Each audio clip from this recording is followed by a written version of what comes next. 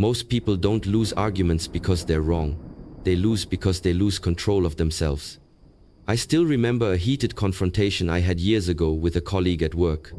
Voices were raised, accusations were flying, and my first instinct was to fight back, to prove I was right. But in that very moment, I realized something. If I matched their anger with my anger, I wouldn't just lose the argument. I would lose my peace, my professionalism, and maybe even my job.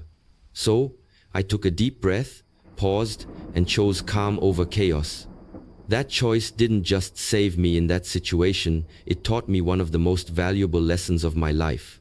True strength is not in overpowering someone else, but in mastering yourself. Number 1. Pause before you react.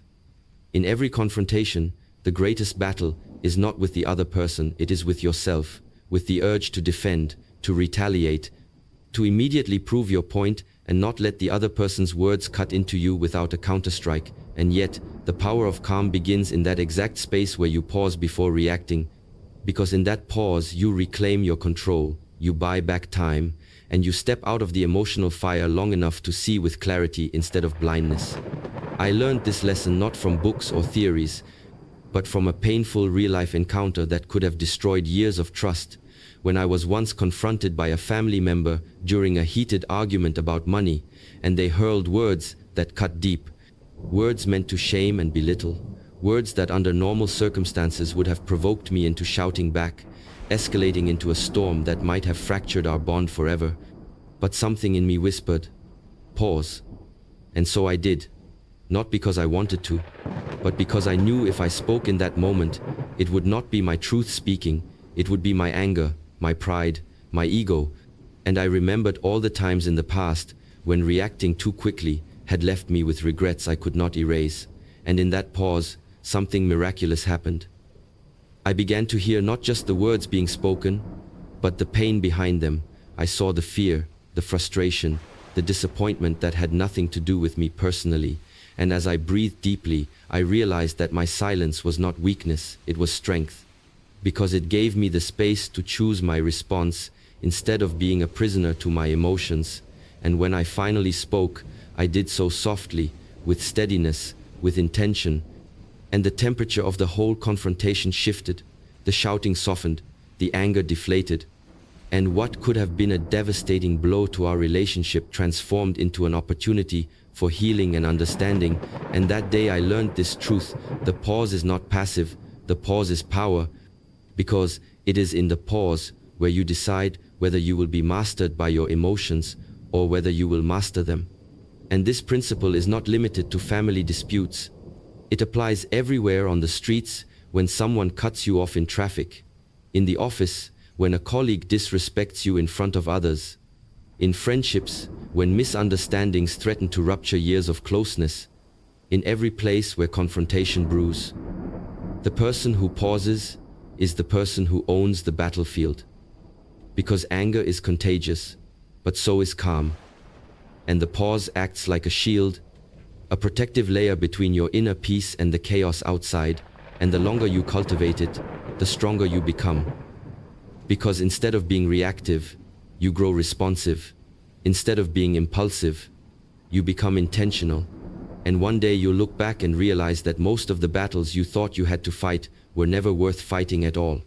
They were just tests to see if you could pause, breathe, and rise above the storm. So, whenever you feel your blood boiling, whenever you feel your pride pushing you to speak immediately, remember this: silence for a few seconds may just save you years of regret, and calmness for a few moments may just preserve relationships that anger would have burned to ashes. And ultimately, the pause is not about suppressing your emotions, it is about mastering them. It is about saying to yourself, I am in charge of me, not the chaos, not the noise, not the confrontation. And that is where real strength is found. Number 2, control your body language. When confrontation strikes, it is not only your words that speak, it is your body, your face, your posture, your eyes, your very presence that shouts louder than anything your mouth could say. And most people don't realize that in a heated moment, body language becomes the most powerful weapon or the most dangerous liability, because anger leaks through clenched fists, tensed jaws, rolling eyes, and sharp movements, and those signals pour gasoline on the fire even before a word leaves your lips. But when you learn to control your body language, when you train yourself to stay still, to breathe deeply, to hold steady eye contact without aggression, to keep your hands open and relaxed rather than tightened into fists, you send a message that you are not a threat, that you are grounded, that you will not be dragged into chaos. And this single adjustment often changes the entire trajectory of the conflict, because people mirror energy, and your calm physical presence becomes an anchor in their storm. I witnessed this lesson in action years ago in a crowded marketplace when I accidentally brushed past a man who turned on me with fiery eyes and accusing words, blaming me for being careless and disrespectful. His voice rising, his arms flailing, his chest puffing as if he were ready for a fight, and in that moment, the old me would have mirrored his stance, squared shoulders, raised voice, confrontational posture, but something in me chose differently. I stood tall but relaxed. I kept my hands at my sides in an open gesture. I softened my expression, and instead of glaring back, I met his gaze steadily with eyes that communicated peace. And a strange thing happened. His fury began to falter. His body language started to lose its edge. His voice lowered. And within moments, what could have become a dangerous confrontation in a crowded street melted into an awkward laugh and a muttered, "Forget it," as he walked away. And I realized then that it wasn't my words that de-escalated the moment, it was my body, my silent but powerful message that I was not there to fight.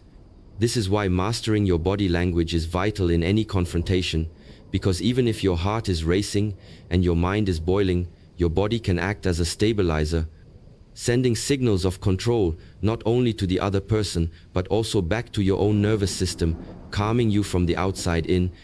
And this is something you can practice. Start by noticing how you carry yourself when you're angry. Do your shoulders tense? Do your hands ball up? Do you point fingers? Do you invade the other person's space? Because awareness is the first step to mastery. And once you become conscious, you can replace those aggressive patterns with deliberate calmness. Stand upright but not rigid. Keep your arms loose. Maintain steady but non-threatening eye contact. Breathe slowly and keep your tone measured, because your body becomes a message of strength without aggression, authority without arrogance, calm without weakness. And the beauty of this skill is that it doesn't just protect you, it disarms the other, because confrontation thrives on resistance, but it starves when met with composure. And when you learn to let your body speak calmness, you don't just de-escalate conflicts, you build respect, because people remember the one who didn't flinch, the one who didn't lose composure, the one who stayed rooted like a mountain while the storm raged. And in a world where most are quick to react, the person who controls their body language becomes unforgettable, because they embody the rare kind of discipline that transforms tension into resolution. Number 3. Listen to understand, not to win. The most destructive mistake people make in confrontations is that they listen only to prepare their counterattack, not to truly hear. And in doing so, they turn every exchange into a competition rather than a conversation. Because when you listen to win, you're not listening at all, you're only waiting for your turn to strike. But when you listen to understand, everything changes. Because you stop fueling the fire and start uncovering the real roots of the other person's anger, fear, or frustration. And more often than not, you discover that beneath the harsh words lies a pain that simply wants to be acknowledged. I learned this painfully in my early career when a colleague accused me during a team meeting of not pulling my weight, throwing me under the bus in front of everyone. And my ego immediately wanted to fire back, to defend myself, to make him look small for daring to embarrass me. But something in me said, "Wait, listen." And so I held back my rebuttal and simply asked him to explain what he meant. And as he spoke, his words were sharp at first, but beneath them I began to hear something different. He wasn't angry at me. He was overwhelmed, buried under a workload he didn't know how to manage. And he felt abandoned, unsupported, and unseen. And his attack on me was really a cry for help that he didn't know how to voice respectfully. And by listening not just to his words, but to his emotions, I was able to respond not with anger but with understanding, offering support instead of defensiveness. And that very moment shifted our dynamic from enemies to allies, because he realized I wasn't against him, I was willing to hear him, and in turn he softened, apologized, and we built trust instead of rivalry. That experience taught me something I will never forget. Most confrontations don't need you to be louder, they need you to be wiser. And wisdom is found in listening deeply, in giving the other person the dignity of being heard, because often people escalate when they feel dismissed or ignored, and the simple act of leaning in, maintaining eye contact, nodding, and truly listening can de-escalate what shouting never could. But listening to understand requires humility, because your ego will scream to interrupt, to defend, to protect your pride, and it takes strength to silence that inner urge and instead say, "Tell me more, help me understand. What do you mean by that?" Questions that invite clarity instead of conflict. And when you do this, you'll often discover that the confrontation was never about you personally, but about the other person's wounds, pressures, or insecurities, and the moment they feel heard, their armor begins to fall. Because listening is healing, it is disarming, it is the bridge that turns adversaries into humans again, reminding both sides that this is not a war to be won, but a connection to be preserved. And the truth is, listening doesn't make you weak, it makes you powerful, because it allows you to control the direction of the storm without even raising your voice. It makes you the calm center others can gravitate toward, and in a world obsessed with winning arguments, the rare individual who listens to understand rises above noise and earns respect that no argument could ever achieve. For it is not victory in words that leaves a lasting mark, but the quiet strength of someone who cared enough to truly hear. Number 4. Lower your tone, lower the fire. In the heat of confrontation, tone is often more powerful than the actual words spoken, because people rarely remember the exact phrases you used, but they never forget how your voice made them feel. And the truth is that when tempers flare, volume rises, pitch sharpens, and suddenly two people aren't communicating anymore, they're colliding, both trying to be heard by shouting over the other. But what few realize is that you don't win in those moments by being louder. You win by being quieter. For lowering your tone is like pouring water on fire. It slows the flames. It takes away oxygen. It creates space for reason to return, and I learned this during a late-night argument with a close friend years ago, when emotions ran high and accusations were thrown across the room like daggers, and every word out of his mouth came like a challenge for me to retaliate louder, sharper, harsher, and for a while I fell into that trap, matching fire with fire until our voices echoed so loudly that neighbors knocked on the door. But then something inside me broke through the noise and said, "Stop, lower your voice." And I did. I deliberately softened my tone. I spoke slower, calmer, almost whispering, compared to the rage just seconds before, and an incredible thing happened. His voice, still raised, suddenly felt out of place. His anger bounced off the quietness and began to lose momentum. And little by little, his tone softened to match mine, until we were no longer shouting, but speaking. No longer enemies, but two hurt people trying to understand each other. That moment taught me a life-altering lesson. Tone sets the rhythm of the confrontation, and if you escalate, they escalate. But if you de-escalate, most people subconsciously follow, because human beings are wired to mirror what they see and hear, and the calmness in your tone becomes a mirror that reflects back to them the option of peace. And this doesn't just apply to personal relationships, it works everywhere, whether in the workplace with an angry customer, on the street with a frustrated stranger, or at home with a loved one. Your tone can shift the entire atmosphere, like a conductor who slows the tempo of a chaotic orchestra until the music softens into harmony. And the key is intentional practice, because lowering your tone in the middle of confrontation doesn't come naturally. Your ego will want to prove its strength by volume, but real strength is proven in restraint, in the ability to stay composed when provoked. And to do this, you must remind yourself, if I raise my voice, I lose control. If I lower my voice, I regain it. And over time, this discipline becomes your secret weapon, Because people don't expect it, they expect you to fight back, to roar louder, but when you whisper calm into chaos, it disarms, confuses, and then softens even the angriest hearts, leaving you not only in control of yourself, but in control of the entire confrontation. And what's more, it earns respect. Because anyone can scream, but only the wise know how to speak with quiet authority, and it is that quietness that makes people stop, listen, and remember long after the moment has passed. Number 5. Don't take it personally.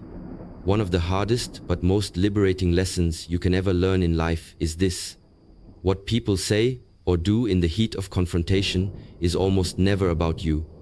It is about them, their stress, their pain, their frustration, their unmet expectations, and yet most of us fall into the trap of taking every harsh word like a personal attack, letting it pierce us, define us, and dictate our reaction. And in doing so, we hand over our peace to someone else's storm.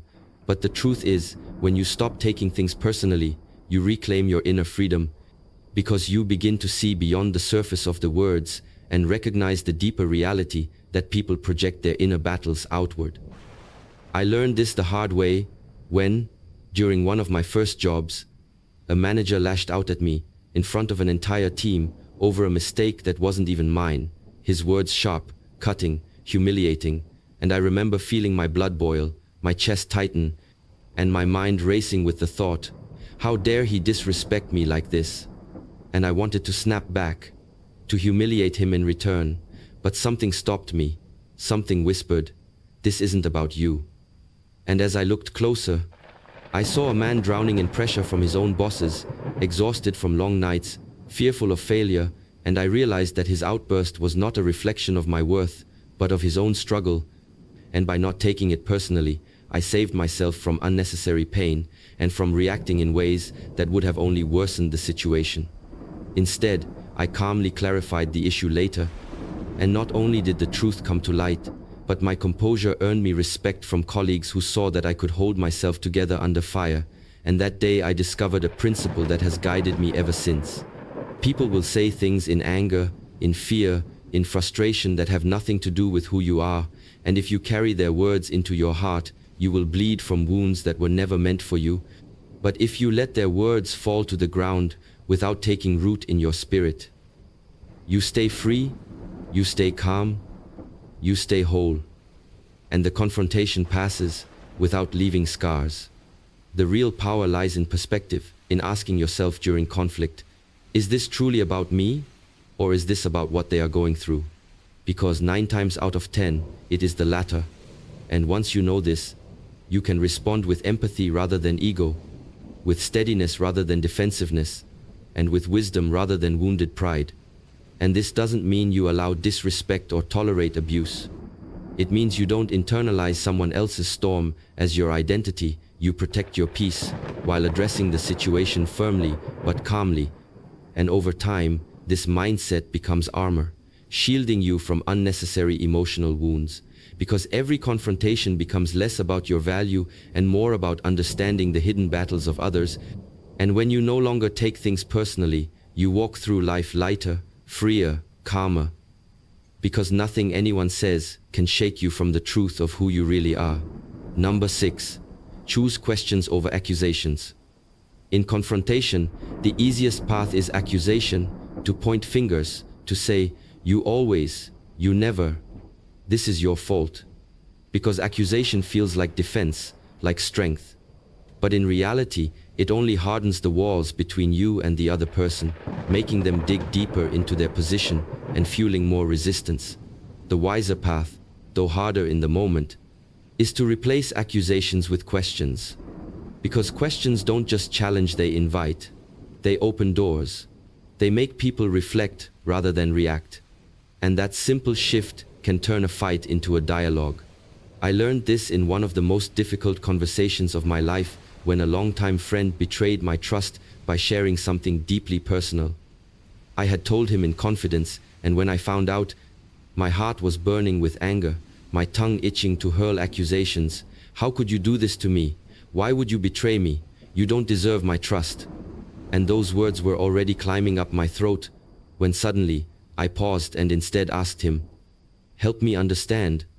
Why did you feel the need to share that with someone else?"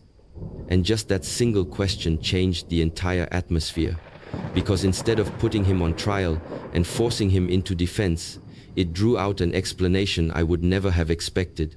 He broke down and admitted that he had been struggling with his own loneliness, craving connection, and in his weakness, he tried to bond with someone else by sharing my story. And though his action was wrong, my question allowed me to see the brokenness behind it, to see not just what he did but why he did it. And that gave us space to talk, to rebuild, to forgive, something that would never have happened if I had gone in with accusations. Because he would have met my fire with fire and the friendship would have turned to ashes.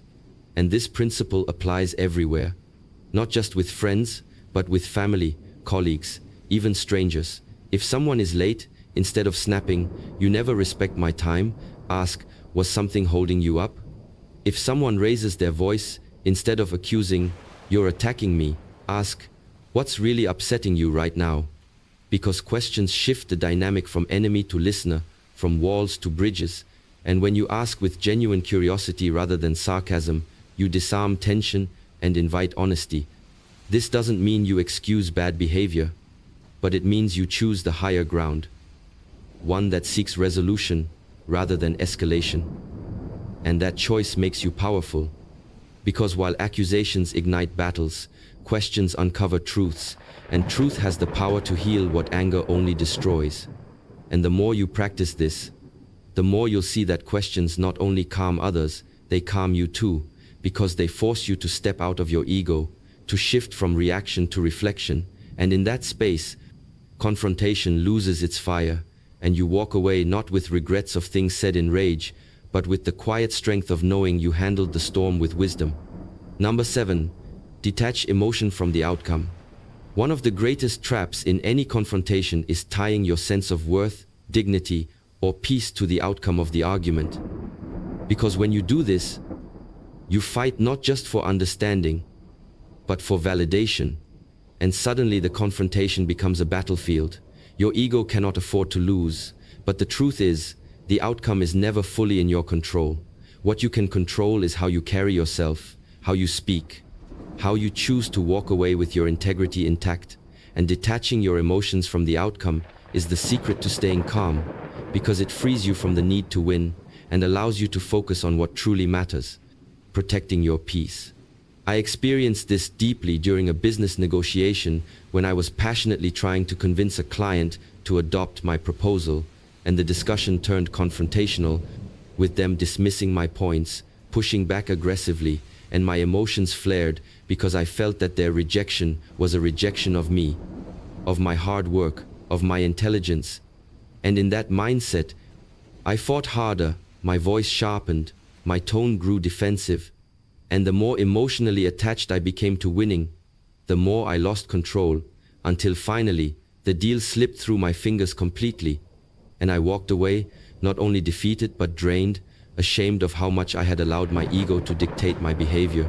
But that painful experience became a turning point, because I realized that the real mistake wasn't losing the deal, it was losing myself in the process.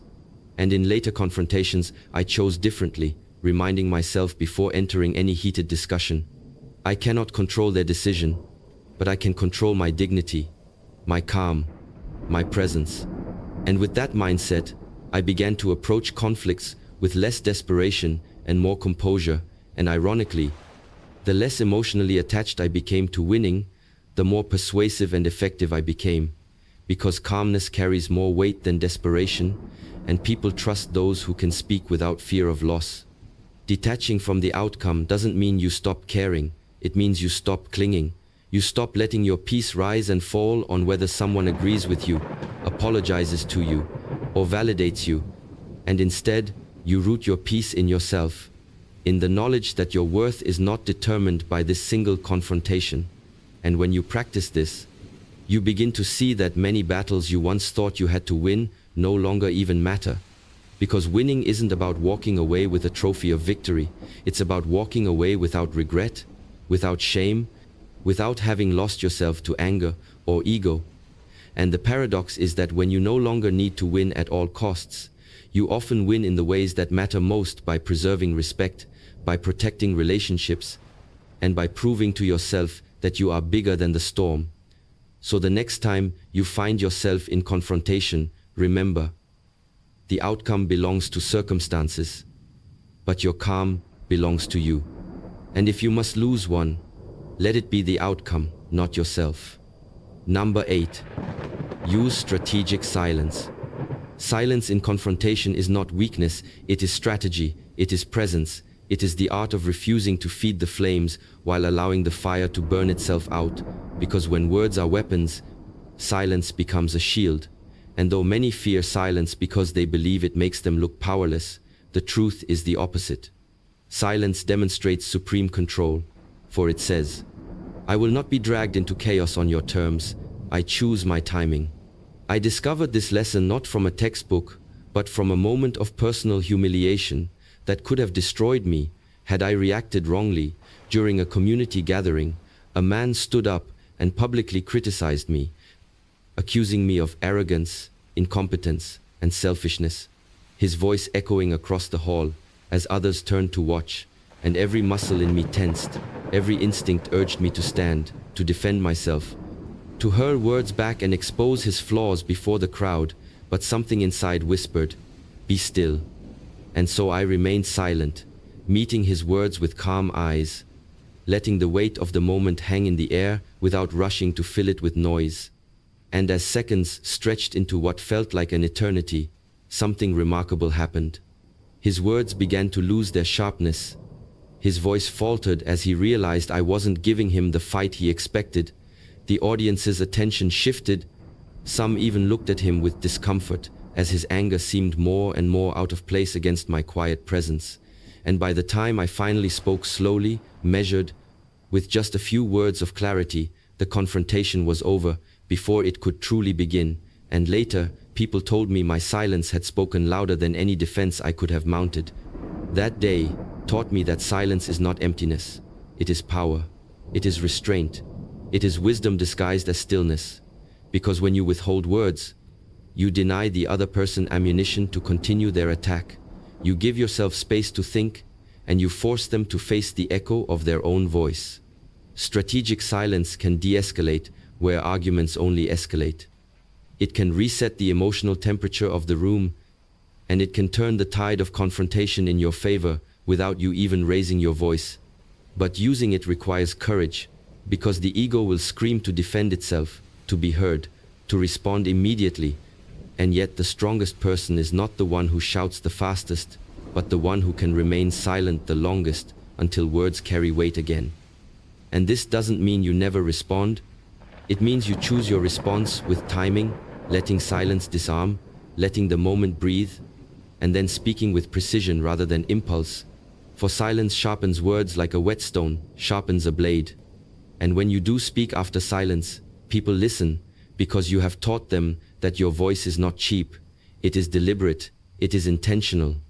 So the next time someone throws anger at you, resist the urge to react instantly, pause, breathe, let silence stand in front of you like armor, and you'll find that often, silence resolves more than speech ever could, because silence is not the absence of power, it is its highest expression. Number 9. Ground yourself physically. When confrontation erupts, the first battlefield is not outside, but inside your racing heartbeat, your shallow breathing, your clenched fists, your tightened jaw. And if you do not learn to ground yourself physically, your body will drag your mind into panic and anger before you even realize it. But the moment you anchor your body, you anchor your mind, because physiology and psychology are inseparable. The most practical way to stay calm in conflict is to literally ground yourself, plant your feet firmly on the floor, breathe deeply into your belly, roll your shoulders back, relax your jaw, and feel the weight of your body, holding steady like a mountain that cannot be moved by the wind of someone else's anger. I learned this powerfully during a confrontation with a superior at work who accused me of mishandling a project in front of the team, his voice sharp, his presence intimidating. And in that moment, my entire body betrayed me, my chest tightened, my palms sweated, my breath became rapid, and I could feel the heat of anger rising to my face. ready to explode into words I would regret, but something in me remembered the advice of a mentor who once said, "When you feel attacked, don't fight with words first, ground yourself, own your space, let your body remind your mind that you are in control." And so, in the middle of that storm, I consciously planted both feet into the ground, inhaled slowly, let my shoulders drop, and simply breathed. And with every breath, I felt my heartbeat slow, my voice steady, my mind clear. And when I finally responded, I did not sound defensive or panicked. I sounded calm, measured, unshaken, and the entire room felt the shift. Even my superior's tone softened because he expected me to react emotionally. But instead, he was confronted with composure that came not from clever words, but from a grounded presence. That moment revealed to me a truth I've never forgotten. When your body is steady, your spirit is steady, and grounding is the bridge that carries you through the chaos of confrontation without letting it consume you. This practice is not complicated, yet it is profoundly powerful. Before you speak, notice your breath, unclench your hands, feel the stability beneath your feet, and tell yourself, "I am rooted, I cannot be moved by this storm." And watch how quickly the fire inside begins to settle. Because the reality is, confrontation is like a wave crashing against you, and if you are ungrounded, you'll be knocked over. But if you are rooted, the wave passes and you remain standing, untouched at your core. Grounding yourself physically is the reminder that though you cannot control the other person's anger, you can control your presence. And that control is the difference between reacting in fear and responding in strength, between escalating the fight and dissolving it, and ultimately, between losing yourself and finding your highest calm in the middle of the storm. Number 10. Exit with grace if needed. The greatest strength in any confrontation is not always found in winning the argument, raising your voice, or standing your ground until the last word has been spoken, but in recognizing when the wisest and most powerful thing you can do is to exit with grace. Because true mastery of self is not about proving to others that you are right. It is about protecting your peace, and sometimes walking away is not an act of weakness, but of dignity, wisdom, and unmatched strength. I remember vividly a time when I had a heated dispute with a close friend, someone I valued deeply, and the disagreement spiraled into raised voices, cutting words, and emotional wounds being carved open. And while every part of me wanted to fight harder, to push my point across and force him to understand, I suddenly realized in the middle of that storm that nothing good was being built, only walls of resentment and misunderstanding. And I remembered something an old mentor once told me. You don't always have to win the battle to win the war. Sometimes peace is the greater victory. So I took a long breath, let my anger sink into silence, and instead of firing back another round of words, I gently said, "I think we need space to breathe." And I walked away, not in defeat, not in bitterness, but with intention, because I understood that leaving the conversation at that moment was not running from it, but saving it, protecting both our dignity and the relationship itself. Hours later, when emotions had cooled, we were able to sit down and truly hear each other, to reconcile without the noise of anger clouding our minds.